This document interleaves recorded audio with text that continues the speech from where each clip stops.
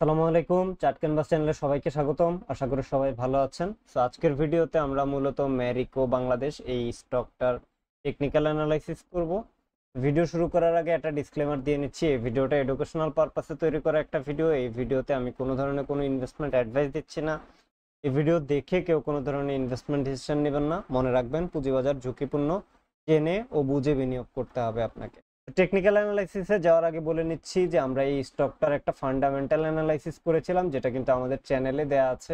আমরা চেষ্টা করব এইখানে আই বাটনে তার ফান্ডামেন্টাল অ্যানালাইসিস ভিডিওটা অ্যাড করে দিতে। এছাড়াও এই ভিডিওর পিন কমেন্টে ম্যারিকো বাংলাদেশের ফান্ডামেন্টাল অ্যানালাইসিস ভিডিওটা থাকবে। সো আপনারা চাইলে পিন কমেন্ট থেকে সেই ভিডিওটা দেখে নিতে পারেন।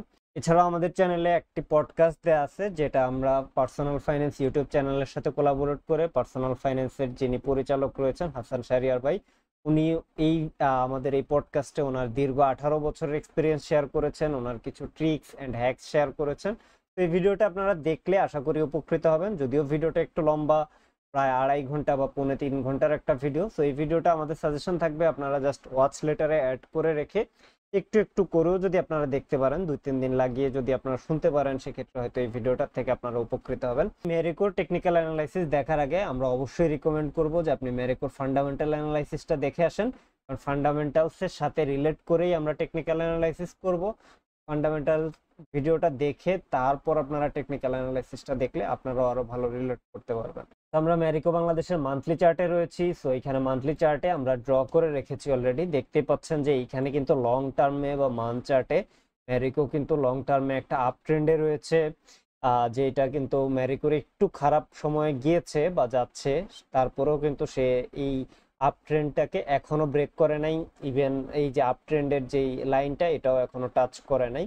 হয়তো সামনের দিনগুলোতে করলেও করতে পারে, বাট স্টিল তারা আপ ট্রেন্ডে রয়েছে।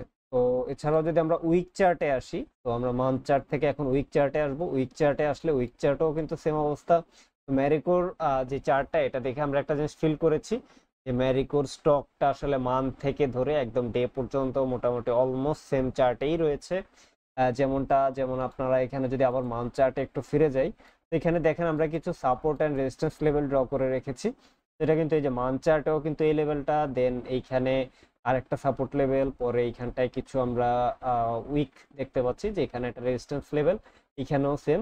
আবার দেখুন, আমরা যদি উইক চার্টে ফিরে আসি, উইক চার্টে তো আরো স্ট্রংলি বোঝাই যাচ্ছে যে এটা একটা সাপোর্ট জোন, দেন এটা একটা সাপোর্ট জোন, তারপরে এটা একটা রেজিস্ট্যান্স জোন, এইটাকেও একটা ছোটখাটো রেজিস্ট্যান্স জোন মনে হচ্ছে। তো উইক চার্টেও কিন্তু ম্যারিকো মোটামুটি সেম অবস্থায় রয়েছে। আর আমরা যদি ডে চার্টে আসি, ডে চার্টে আসলে জিনিসটা আরো ক্লিয়ারলি বোঝা যাবে।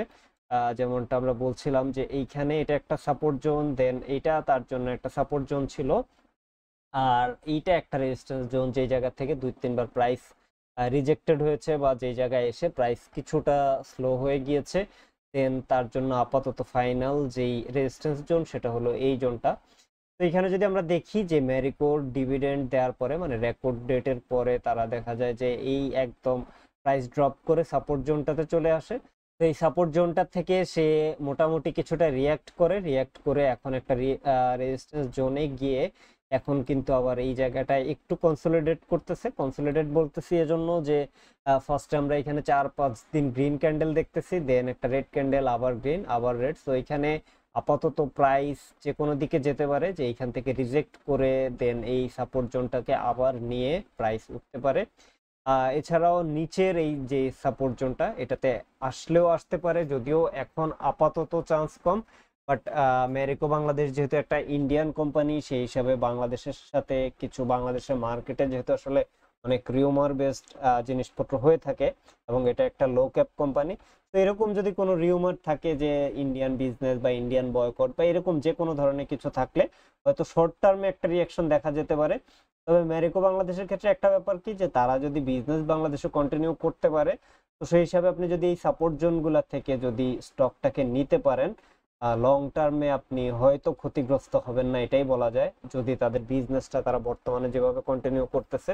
এবং আমরা তাদের ফান্ডামেন্টালস ডেটার মধ্যে যেই বিজনেস রেশিও বা যেই বিজনেস নাম্বারগুলো দেখেছিলাম, গ্রোথ রেটগুলো দেখেছিলাম, তো ওই রেট যদি সে কন্টিনিউ করে, এইখান থেকে নেমে যদি আবার সাপোর্ট নেয়, এটাও হয়তো আপনার জন্য একটা এন্ট্রি জোন হতে পারে। দেন পরের যেই সাপোর্ট জোনটা রয়েছে, অথবা এই যে লাইনটা, এই লাইনের আশেপাশেও যদি কোথাও টাচ করে, এটাও অবশ্যই আপনার জন্য একটা এন্ট্রি জোন হতে পারে। বর্তমান জোনটাতে এন্ট্রি নিলে সেই ক্ষেত্রে হয়তো নেক্সট এই জোনটা তার জন্য শর্ট টার্মে একটা এক্সিট জোন হতে পারে।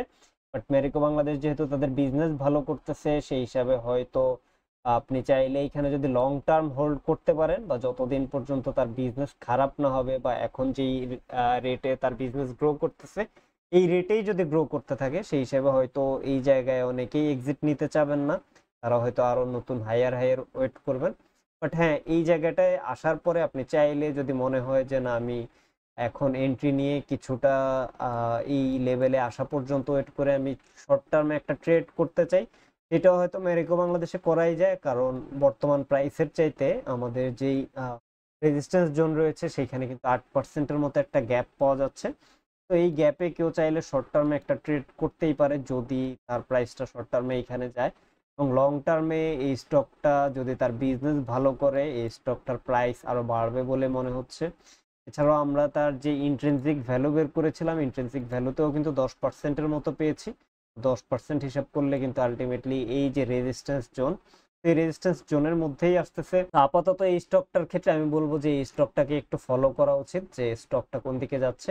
বাট কেউ যদি একটু রিস্ক নিতে চায়, রিস্ক বলবো না আমি, ম্যারিকোতে হয়তো এখন তাদের বিজনেস যে রেটে গ্রো করতেছে এটাকে হয়তো রিস্ক বলা যাবে না, বাট কেউ যদি সময় নিতে চায় বা সময় নিয়ে ইনভেস্ট করতে চায় শর্ট টার্ম বা ছোট প্রফিটের জন্য, এই হিসাবে বর্তমান প্রাইসটাও একটা ভালো এন্ট্রি জোন হতে পারে। এছাড়াও নিচের যে সাপোর্ট জোনগুলো রয়েছে, এই সাপোর্ট জোনগুলোতে আসলে সেটাও একটা ভালো এন্ট্রি জোন হতে পারে। সাপোর্ট এন্ড রেজিস্ট্যান্স জোনগুলো বলে দিচ্ছি। তার জন্য যে ফাইনাল রেজিস্ট্যান্স জোন এখন পর্যন্ত আমরা পাচ্ছি, এটা 2660 টাকা থেকে 2560 টাকা পর্যন্ত, 100 টাকার একটা রেঞ্জ এখানে আমরা দেখতে পাচ্ছি। দেন বর্তমান যে জোনটাতে রয়েছে এটাও কিন্তু তার জন্য একটা রেজিস্ট্যান্স জোন। এখান থেকে যদি সে রিয়্যাক্ট করে শর্ট টার্মে একটু কমেও যায়, সেটাও অবাক হওয়ার মতো কিছু থাকবে না। তো বর্তমান রেঞ্জটাও যদি বলি, সেটা 2450 টাকা থেকে শুরু করে 2370 টাকা লেভেলটা পর্যন্ত রয়েছে বর্তমান রেজিস্ট্যান্স জোন। দেন তার জন্য ফার্স্ট যে সাপোর্ট জোনটা, সেটা 2250 টাকা থেকে 2180 বা 85 টাকা লেভেল পর্যন্ত রয়েছে। আর ফাইনালি তার জন্য যে সাপোর্ট জোনটা রয়েছে, যেটা 2023 বা 2025 টাকা থেকে 1985 টাকা পর্যন্ত লেভেলে রয়েছে। তো এই লেভেলগুলা ম্যারিকোর জন্য আপাতত বা বর্তমানে একটা ইম্পর্টেন্ট লেভেল। দেন এটা যদি ব্রেকআউট দেয়, তখন হয়তো আমরা আবার যদি টেকনিক্যাল অ্যানালাইসিস করি, তখন বোঝা যাবে যে নতুন করে কোনো লেভেল সে ক্রিয়েট করতে পেরেছে কিনা। তো এই ছিল আমাদের ম্যারিকো বাংলাদেশের টেকনিক্যাল অ্যানালাইসিস। নেক্সট কোন স্টকের ফান্ডামেন্টাল অ্যান্ড টেকনিক্যাল অ্যানালাইসিস আমাদের চ্যানেলে দেখতে পারেন, অবশ্যই আপনারা কমেন্টে জানাবেন, আমরা সেই অনুযায়ী next fundamental and technical analysis দেওয়ার চেষ্টা করব। আশা করি ভিডিওটা আপনাদের কাছে ভালো লেগেছে। ধন্যবাদ সবাইকে। আসসালামু আলাইকুম।